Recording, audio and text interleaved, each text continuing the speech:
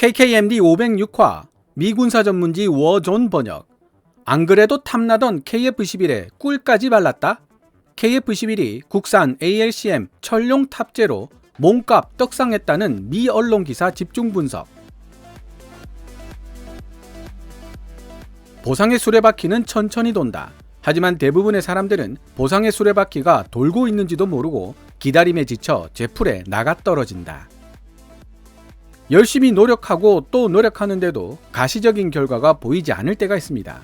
그럴 때마다 마음을 다잡는데 큰 도움을 준 글귀였는데요. 2022년 12월 13일 미국의 군사 전문지 워존이 KF-21 보라매와 철룡 장공지에 대해 게재해놓은 기사를 번역하고 난 뒤 또 한 번 이 글귀를 되새기게 되었습니다. 얼마 전 한국 항공우주산업 카이에서 제작한 유튜브 영상을 통해 FA-50 테스트 파일럿이 F-16도 조종해본 입장에서 처음부터 FA-50을 우수한 기체라고 생각했다. 한동안 욕도 많이 먹었는데 최근 뒤늦게 FA-50을 명품이라고 일컫는 장면들을 많이 목격하게 되어서 오히려 당황스럽다고 이야기하는 모습을 보게 되었습니다. KKMD가 FA-50에 관련된 해외 기사를 번역하다가 시작된 채널이라는 사실은 이미 여러 번 언급을 했습니다. FA-50 관련 해외 기사를 꽤 많이 번역을 했고 번역을 위해 자료를 모아 공부하다 보니 어느 시점부터 소위 국뽕적인 관점이 아니라 객관적인 관점에서 FA-50이 가지고 있는 장점들이 보이기 시작하더군요. 지금도 훈련기에서 출발한 기체라는 사실 때문에 여전히 못 믿어하시는 분들도 있지만 훈련기 겸 경전투기로 사용할 수 있는 기체들 중 FA-50이 발군의 성능을 보여주고 있다는 사실에는 이제 이견이 없는 것 같습니다. 더구나 블락 20로 업그레이드까지 앞두고 있는 상황이니까요.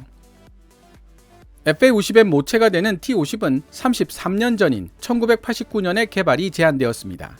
당시 대한민국의 항공우주 분야 관련 기술 수준은 그야말로 불모지나 다름없었다는 점을 생각해본다면 보상의 수레바퀴가 한 바퀴 도는데 무려 30년이라는 긴 세월이 필요했다는 뜻이 됩니다.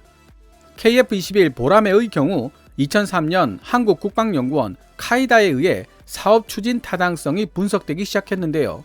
그때로부터 초도 비행을 성공하기까지 20년 가까운 시간이 필요했습니다. T-50의 경우에 비추어보자면 KF-21 보라매도 향후 10년 안에 보상의 수레바퀴가 한 바퀴 도는 시점이 다가올 텐데요. 최근 KF-21 보라매가 우리의 예상을 훨씬 뛰어넘는 수준으로 성공할 가능성이 높다는 다소 직관적인 분석을 하고 있습니다. 예전 FA-50에 대한 외신을 번역하고 자료를 공부했을 때도 이와 비슷한 직감을 느꼈던 적이 있었는데요. 오늘 번역할 미국의 군사 전문지 워존이 게재한 기사 내용 중에 이런 대목이 있습니다. 워존 편집부는 대한민국이 만든 4.5세대 전투기 KF-21 보라매가 해외 수출 시장에서 매우 매력적인 상품이 될 수 있다는 사실을 이미 검증한 바 있다. KF-21 보라매는 F-16C보다 훨씬 더 우수한 운동학적 성능을 지니고 있을 뿐만 아니라 국내 방산기업 한화시스템에 의해 생산되는 능동 전자주사 배열 A사 레이더까지 장착하고 있다. 여기에 장거리 벙커버스터 철룡 ALCM까지 옵션으로 제공된다면 해외 수출 시장에서 KF-21 보라매의 전반적인 매력도는 격이 다른 수준이 될 것이며 특히 미국산 장거리 타격 미사일을 원했지만 정치적 이유로 접근할 수 없었던 나라들에겐 저항하기 어려운 매력으로 다가설 것이다. 제가 평소에 생각해오던 KF-21의 강점들이 잘 설명되어 있는 부분입니다.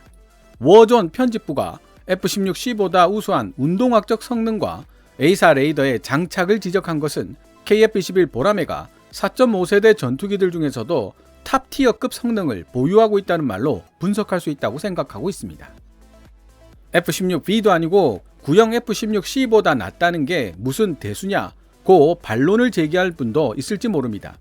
이 부분에 대해서 국내 전투기 전문가에게 제 생각을 전달하고 조언을 구해놓았으니 답변을 받는다면 함께 공유해볼 생각입니다. 그럼 2022년 12월 13일 미국의 군사 전문지 워존이 게재한 기사 South Korea's KF-21 fighter will get a new bunker-busting cruise missile. 대한민국의 KF-21 보라매 신형 장거리 벙커버스터 순항 미사일을 보유하게 된다를 번역해 보도록 하겠습니다. 기사 원문은 노란색 글자로 표시됩니다. 공중발사형 장거리 순항미사일 ALCM 천룡이 통합된 KF-21 보람에는 대한민국에게 요새화된 북한의 시설을 타격할 수 있는 보다 넓은 선택권을 부여할 것이다. 대한민국은 자체 기술로 개발한 차세대 전투기 KF-21 보라매를 현지 방산기업들에 의해 생산될 예정인 공중발사형 순항미사일 일명 천룡 ALCM으로 무장시키려는 계획을 추진하고 있는 중이다. 대한민국 역사상 최초로 개발되는 이 장거리 공대지 순항미사일이 KF-21 보라매와 조합되어 실전 배치된다면 빠르게 발전하고 있는 북한의 핵무기 능력을 포함하여 북한 깊숙이 있는 목표물을 공격할 수 있는 또 다른 수단을 확보하게 된다. 신무기 개발을 포함하여 방산 물품 조달 사업을 담당하고 있는 대한민국 방위사업청은 어제 12월 12일 새로운 공중발사형 장거리 순항미사일 천룡이 현재 개발 중인 KF-21 보라매에 탑재될 것이라고 확인해 주었다. 방위사업청은 같은 날인 12월 12일부터 천룡 시스템 개발 절차가 시작됨에 따라 해당 프로젝트에 1억 4,500만 달러, 현재 환율로 1,880억 정도를 투자할 계획이며 2028년까지 실전 배치시키는 것이 목표라고 밝혔다.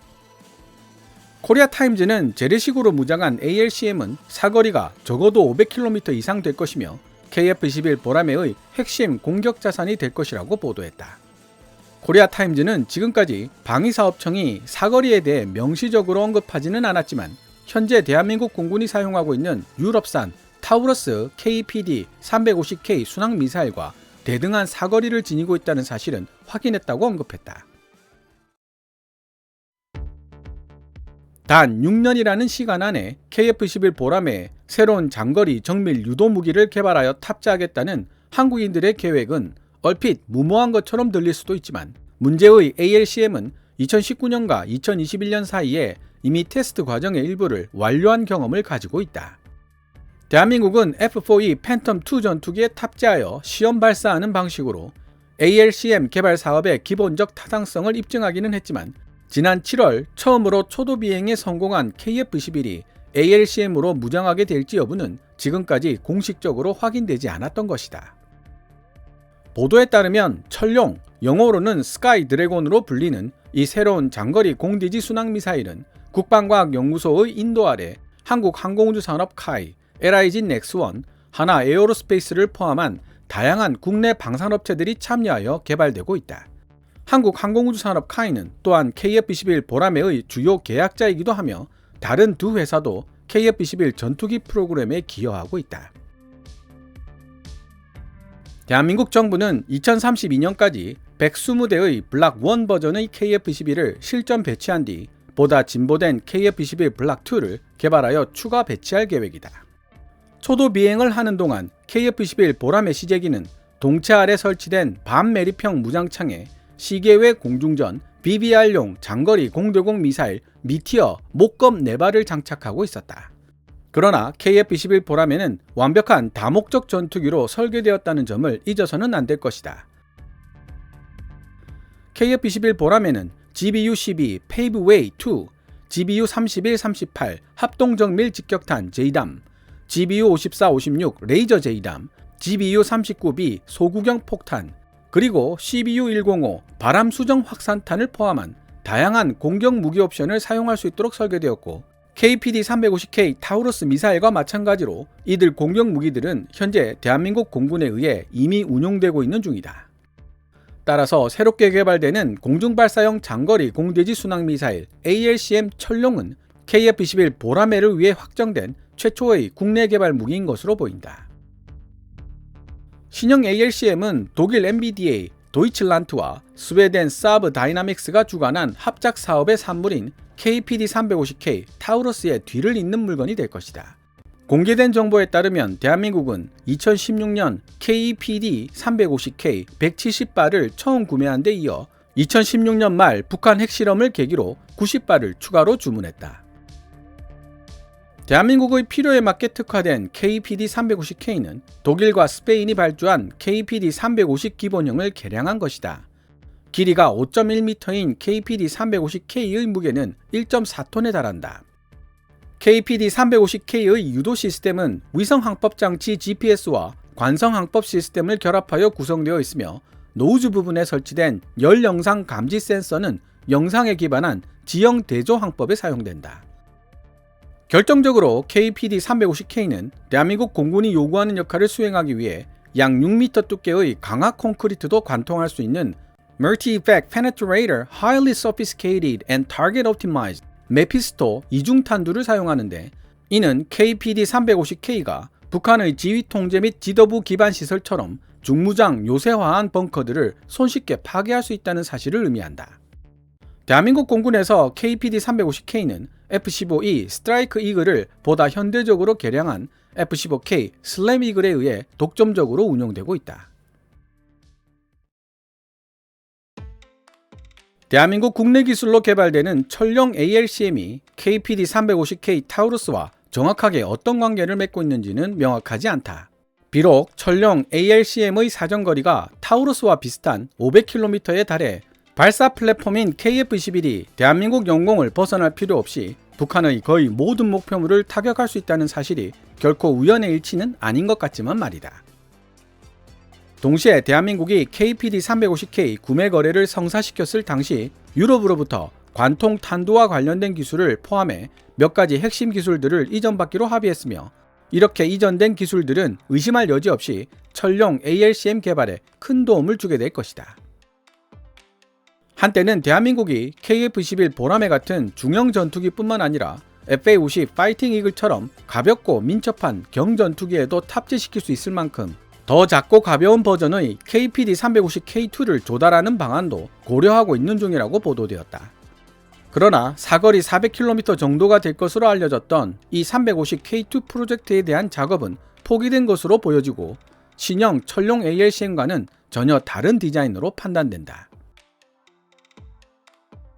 국제전략문제연구소 IISS에 따르면 대한민국의 신형 ALCM에 대한 연구 및 개발은 2016년 12월부터 시작되었다. 그 후 2018년부터 국방과학연구소는 LIG 넥스원과 초기 개발 작업에 협력을 시작했다. 2019년 경기도 성남에서 개최된 서울국제항공우주 및 방위산업 전시회 아덱스에서 철령 ALCM을 대변하는 듯한 실물 크기 목검 모형이 처음으로 전시되었다. 모형으로 봤을 때 미사일 본체의 상단에서 밖으로 튀어나오는 접이식 날개와 십자형 꼬리 날개를 가지고 있는 철령 ALCM은 KPD-350K 타우루스와 대체로 비슷한 구성을 지니고 있다. 다만 각지게 생긴 미사일 노즈 부분과 미사일 본체의 측면을 따라 형성된 독특한 형태의 차인들은 레이더 반사 면적을 줄여 스텔스 능력을 높이기 위한 수단으로 보인다. 초창기 보고서는 철용 ALCM의 무게를 KPD-350K와 거의 같은 1.4톤으로 묘사했고, 이미 언급했듯이 제공되는 사정거리 역시 500km로 비슷했다. 한편 지난해 9월 북한이 독자적으로 개발한 지대지 장거리 순항미사일을 공개한 지 이틀 만에 대한민국 정부도 새롭게 개발한 신형 미사일 4종류 중 하나인 철용 ALCM을 공개했다.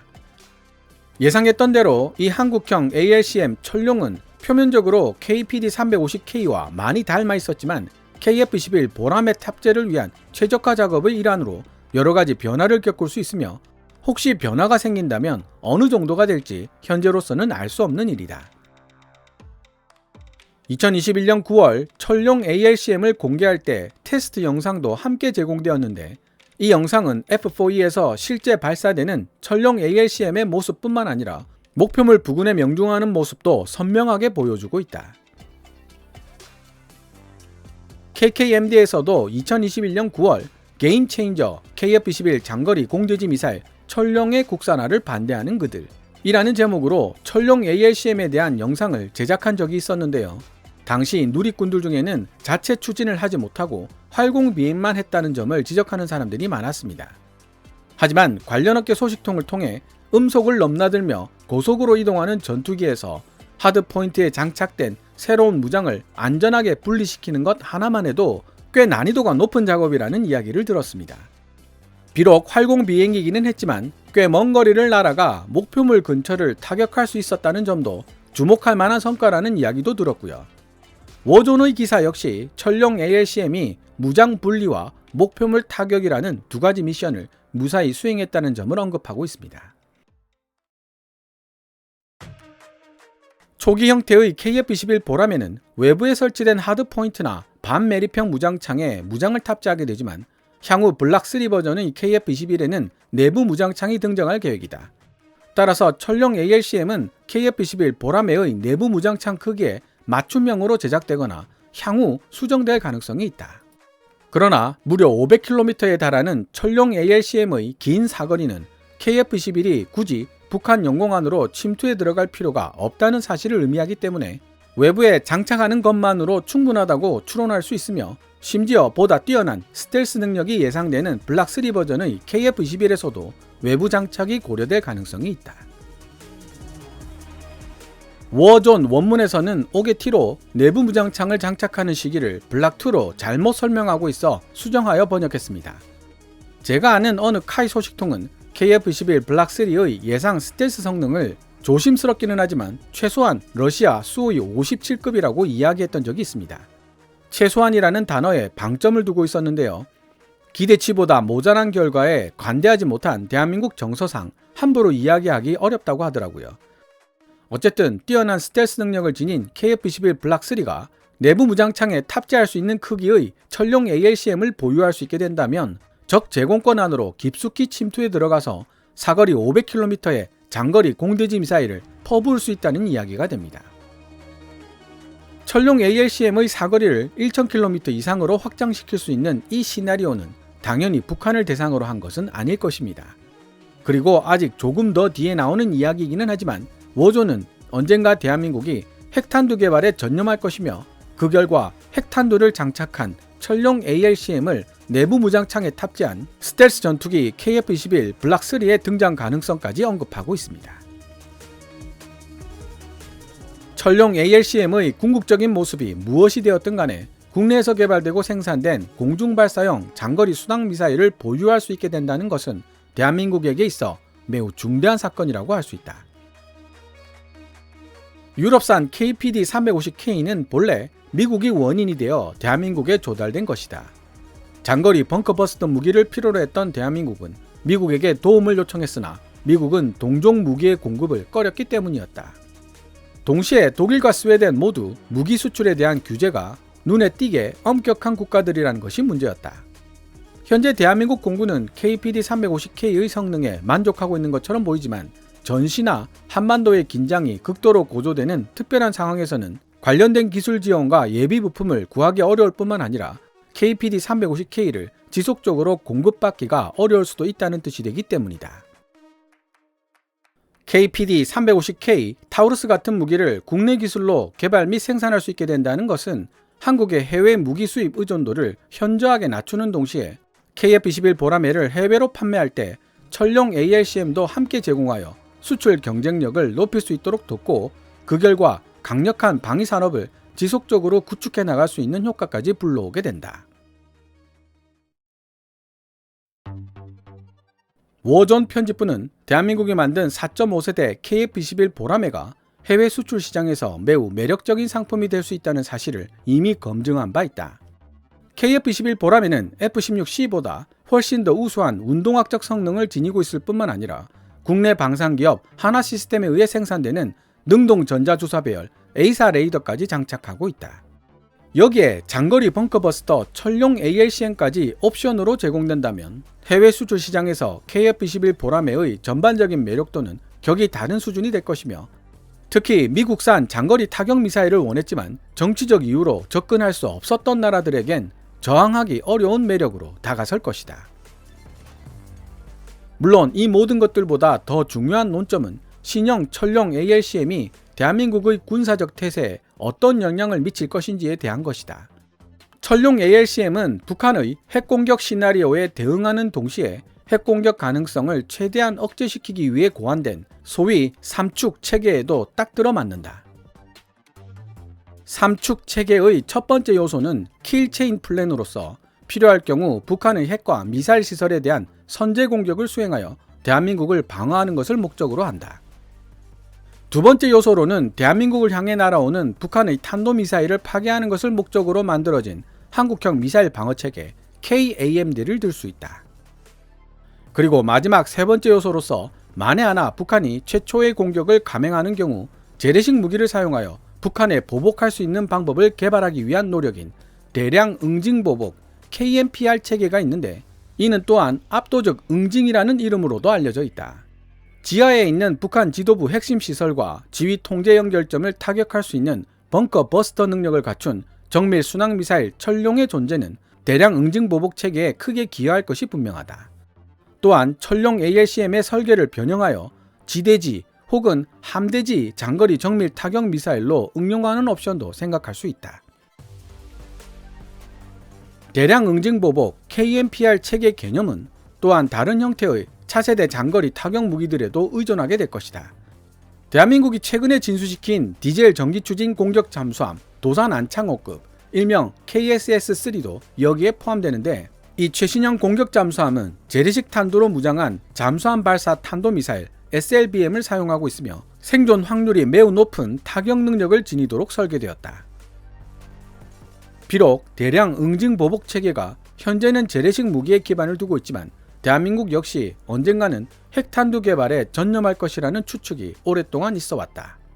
잠수함 발사 탄도미사일 SLBM은 핵탄두를 염두에 둔 선택이라는 점은 분명해 보이지만 핵탄두를 탑재한 철룡 ALCM의 파생형도 얼마든지 가능할 수 있다.